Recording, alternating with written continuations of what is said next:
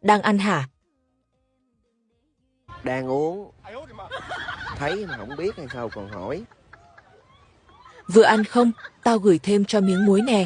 Ăn cho nó mặn mà. Chết mẹ mày rồi con. Cà Mau em lớn, tuy út mà xưa xoan đẹp hơn. Cà Mau đường đi không khó, mà chỉ khó có sông vắng đò. Em đứng mình ơn một hướng, duyên dáng mời khách là ngàn phương. Cà Mau mặc thêm áo mới, về Cà Mau là thấy thương em rồi. Dẹp luôn chứ ăn uống gì ngon nữa trời.